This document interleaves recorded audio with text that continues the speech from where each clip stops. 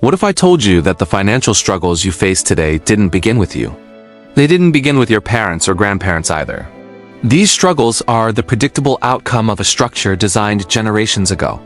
A quiet trap hidden inside everyday life. A trap so normal and so old that most people never realize they're inside it. And the deeper you look, the clearer it becomes that this trap was never made to free you. It was made to keep you dependent. Today we trace this trap from its origins to the world you live in now. From the moment money stopped being real to the moment debt became the engine of everything. Centuries ago, money was simple. Gold and silver, physical, measurable, impossible to fake. But real money was heavy and inconvenient to move. Early bankers offered a solution: paper receipts representing gold in their vaults. People accepted the paper because it was backed by something real.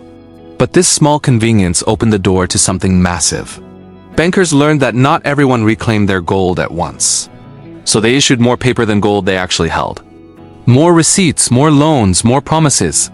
This was the birth of fractional banking, money created from nothing. And it became the seed of the trap.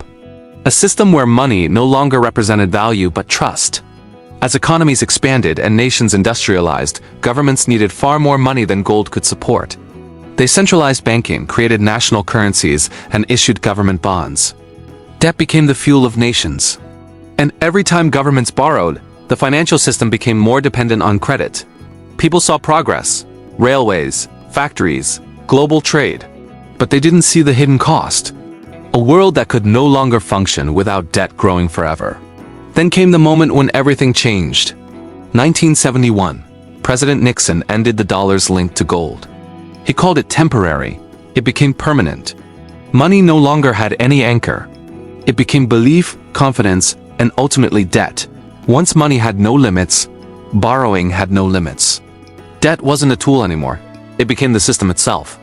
Governments borrowed more, banks lent more. Corporations expanded using leverage instead of savings. Consumers took on credit cards, student loans, personal loans, and mortgages.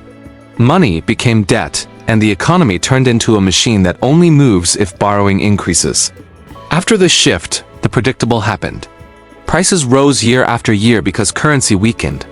Wages stagnated even as productivity increased. Wealth concentrated at the top. Those closest to money creation prospered. Ordinary people sank deeper into debt. Savings silently lost value. The cost of escaping the system grew higher each decade. None of this was random. It was the logical result of a structure built long before you were born. Governments tried to fix it. Interest rate changes, stimulus packages. Tighter regulations, then looser regulations. Bailouts for banks, corporations, and entire industries. But none of this fixed the core problem. Because the core problem wasn't any single crisis. The core problem was the system itself, a system that requires debt to expand forever. Every attempted fix only tightened the cycle further. Now look at the world around you. Global debt is over $300 trillion. Government debt rises faster than GDP almost everywhere.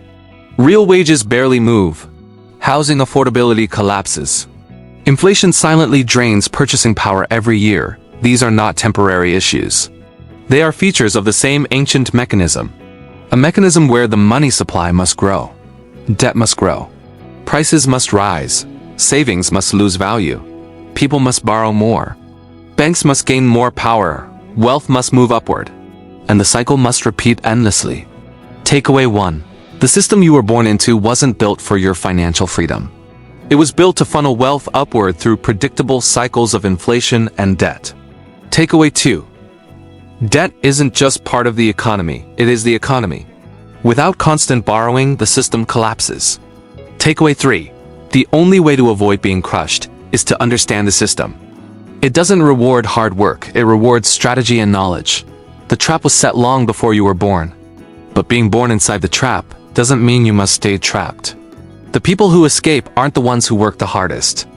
They're the ones who understand the hidden rules beneath the surface.